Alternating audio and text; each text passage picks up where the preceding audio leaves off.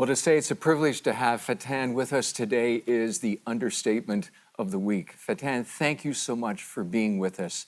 I appreciate that so much, that you've come to be part of the perspective. Thank you for having me. It's an honor. Thank you. You have traveled to the island of Lesbos, Greece, to make this film. Give us a brief synopsis of Lifejacket. Well, Lifejacket tells the stories of the refugees who leave their countries due to persecution, to the presence of ISIS, to war, and they look for a safer future for their kids and themselves. So they leave their countries and they are hoping to reach to Europe, which they think is safer for them. And we tell the story through them, through the refugees, and they share with us all the pain and all the struggles and everything that they lived, from fear, anxiety, loss of hope, and at the same time, we give a message of hope at the end of the film, that there is hope if we take our part and provide for these refugees what they're looking for. You know, you talked several times just now about the word hope. And in one of the clips, I could just see where hope had been drained out of that father's eyes, and it just hit me in the heart. I think I have the answer, but I want to hear from you. What inspired you to make this film? What inspired you to say, I've got to do something about it and let the world see the plight of these people? To be honest, there's two reasons. First of all, I immigrated to Canada almost 10 years ago. I'm originally from Jordan, from the Middle East. And when we decided to make this move, my husband and I and my kids, they were still younger, but we prepared ourselves emotionally and mentally and financially, and we did our research and everything. And still, after 10 years, it's hard. It's still hard to be in a different country, that one that you were raised and born in. And I look at the refugees and what they're going through, and they didn't want to move. We decided to move as a family, but they didn't want to. They were happy in their home countries and they were okay living there. They didn't want. And we're not really understanding that perspective when we have them, when we receive them here in Canada or North America in general. And the other reason is because of my experience, my husband and I, we started to sponsor some families with the church and other group of friends to bring them here. And when I started to hear their stories, that just like stirred the fire inside of my heart, that we need to have the people here. We need their voices to be heard, and we need to share their stories on a wider range. So as I'm listening to you, you're talking about how individual people impacted you, that you brought over, that you brought to your home and saying, I've got to do something. I've got to do something. And that's what I'm hoping is going to happen even through us sharing together right here. Talk to me about the numbers. It's one thing to think about one or two people, and we might meet a refugee family, but what are the numbers right now that you're aware of?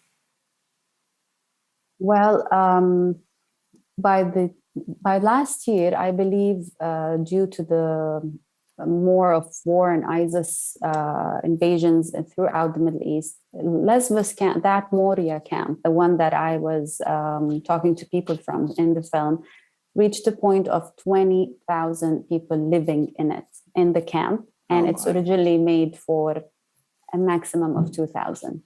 So you can imagine. And then afterwards, it was burnt and they moved them to a different camp. And the problem is with COVID, things got backlogged, and all the processing of papers, whether it's asylum seekers or refugees, and all that got backlogged. So the numbers are increasing. And now with the Afghanistan problem, more Afghani refugees are crossing the agency to Greece. So the numbers are increasing, but unfortunately, we don't still have an accurate number of the people, the Afghani people who are now on the island of Lesbos. Well, as I was sharing with you before we came on air, I've been impacted as well by a lady in our church. Her name is Kathy, and she and her husband have served in one of those refugee camps. And I could just see how it was a transforming experience and an overwhelming experience as well. I'm sure it's been the same for you. Tell me this, are you still in contact with any of the people that you interviewed? Are they able to communicate with you? Give us an update.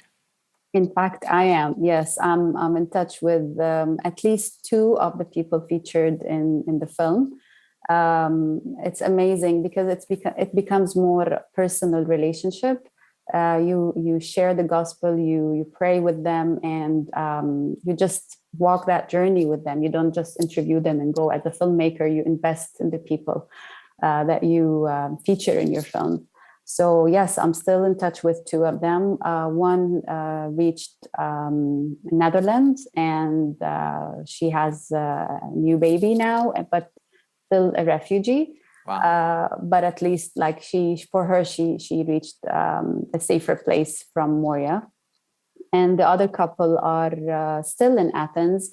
Actually, a couple months ago, they got approved after, first of all, being not approved, like rejected, and then they were supposed to be deported. But now, finally, after we looked into it and we sent some contacts for lawyers and stuff, and now they got their Greek passport, like Greek residency, let's say. It's not a passport yet.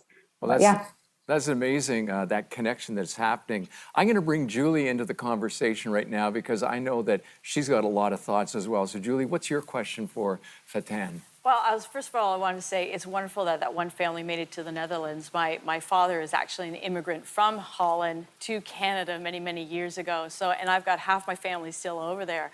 But I have to say, I'm a parent, and I can't even begin to imagine as a parent what they go through. And, my question is, the parents in the film would give their lives for their children, just like I would. There's nothing I wouldn't do for my kids. Talk to us more about that dad in particular who said he'd give his kidneys to give his son a life.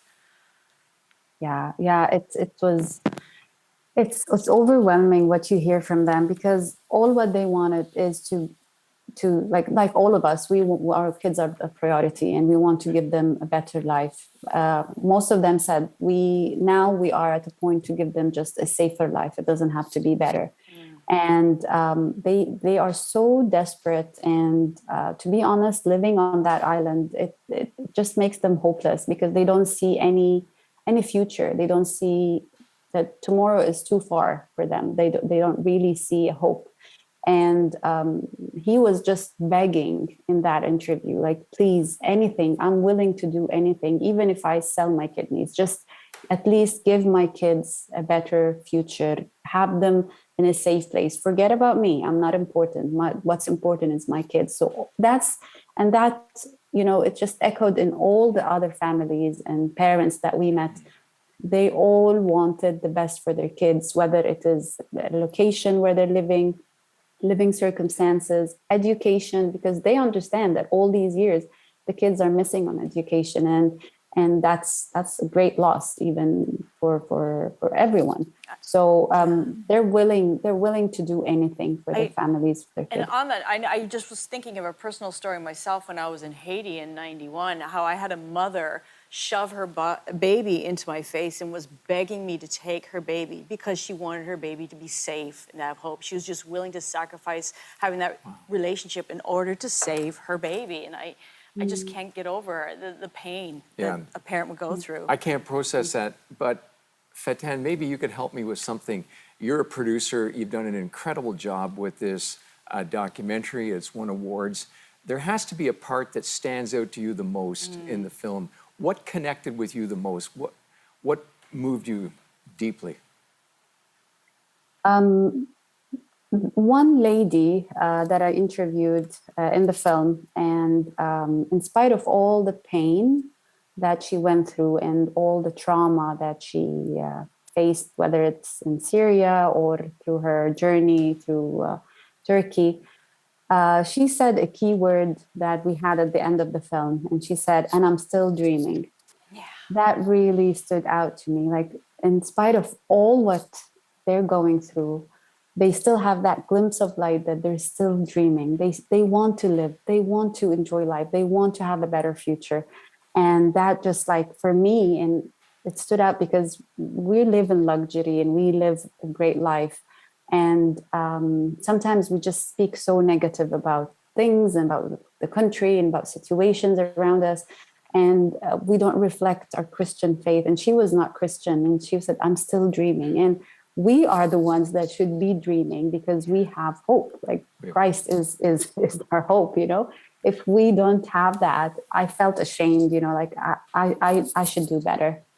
If there was one thing that you could tell our viewers today as a response, what would it be? We have about 30 seconds left for today, but give us one thing that I can do, that Julie can do, that our viewers can do as we hear this.